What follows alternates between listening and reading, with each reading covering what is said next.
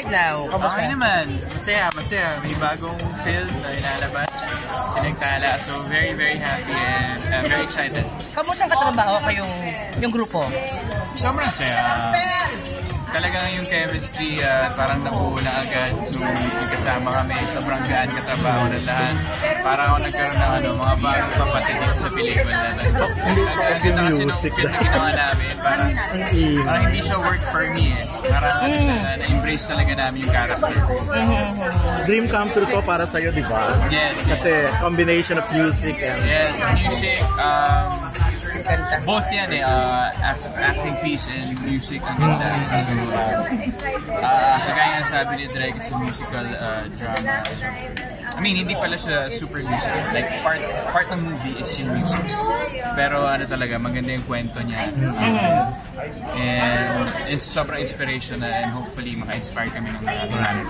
Raver, alam na lahat na magaling kang dancer, no? Pero bihira ang nakakaalam. May mga nakakaalam na hindi nakakaalam na magaling ka pala singer. Bakit di mo pinusyon yung singing career? Magaling ka naman. Siguro lack of confidence din. Pero now kasi actually after pandemic talagang after noon sabi ko parang gusto ko na rin alam ko mapaproud sa akin nanay ko kapag i-pursue ko rin yung passion ko for music, singing. And now, nahilig pa ako sa music lalo dahil nag-gitara na ako. Love ako sa pag-gitara. And, syempre, dahil yung kay Julian sa isang malaking inspiration siya for me. Para sa akin, i-pursue ko yung music side ko. Kamusta kayo, Julian? Okay.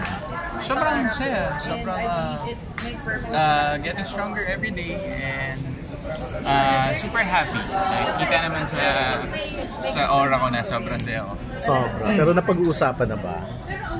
Ang mga wini-wish ng maraming fans. Yung kasal, yung magpa-engage. Lagi naman ganun yung tanong sa akin. And mahirap sagutin yan kasi nga gusto ko sana siya una yung makakaalam kung kailan ko maplanuhin, di ba? Pero here's one thing that I'm going to say and I always say naman sa mga tao na si Juliana talaga yung of course maraming kailangan gawin and kung will ni Lord and si Lord ang bahala dyan. And of course, sobrang respeto ko sa mga magulang and pagplansyado ng lahat, di ba?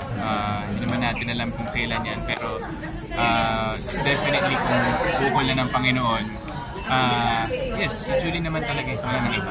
Ray, question ko lang, no? Kasi actually napanood ko rin siya, no? Dun sa interview mo kay Tito Boy, na may mga fans talaga si Julian hanggang ngayon. Hindi ka pa rin talaga gusto. Parang, what is your reaction? Hanggang ngayon talaga hindi ka pa tanggap-tanggap. Okay lang yun. Hindi mo naman mapiplease talaga lahat eh. Well, hindi lang naman sa industry natin, sa buhay natin, sa buong mundo, ganun talaga. Like, especially sa songwriting. And, well, respeto nila natin yung mga opinion din nila. Hindi naman ako masyado na-apektuhan na siya ganun kasi alam ko 100% yung pagmamahal ko kay Jules. And ganoon din siya for me. Mahal ko yung family niya, mahal yung family ko. And that's what matters at the end of the day is yung si God sa center na relationship namin. So, pero ano sabi niya sa'yo? Napag-usapan niya ba tungkol dyan? Hindi na masyado kasi sobrang happy namin eh. Hindi na siguro parang kung like sa status sa relationship namin wala masyadong negative. Kung meron man mga comments or ano, parang hindi ko na rin masyado napapansin kasi masaya naman eh. Anong bagong serye after nitong Sinagtala? Meron ba gagawin? Bagong serye? Meron ba? Pahinga na konti. Wala pa muna. Pero magda-The Clash. Siyempre. Sa The Clash pa. Arte Evangelista. Naparaan niyo ba siya sa show ni Heart? Siya yun yung nagda-drama doon. Well, so yun nga. Ngayon mag-studio work muna ako All Out Sundays and Season 7 ng The Clash, which is a singing competition. So talagang nalalapit. And of course, soon, definitely. Another soap. So pag-usapan muna kung anong gagawin ko. Pero may project ba with Julia? Na drama or a love story? Pelikula or ano? Yung movie nyo, parang iba talaga siya, experimental yung film. Yes. So ngayon ang wini-wish ng mga fans, sana naman ibigay yung gusto nila. Well, ako rin naman wish ko yun. Pero may kanya-kanyang plano rin naman kasi for us ang Sparkle. So at this point we trust GMA and our management na alam naman nila kung ano mas maganda for us, the best for us. But sa lahat yan mangyayari in time. And hindi naman yan imposible mangyayari dahil ang dami pang panahon. Totoo naman. Panahon for that. And right now, I'm very proud of her. Ang ganda ng Slay. Na-showcase na naman niya kung gaano siya magaling na artista. Which is totoo naman magaling niya.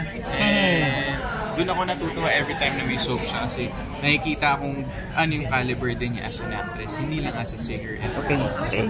Maraming Pwede dito salamat. tatay.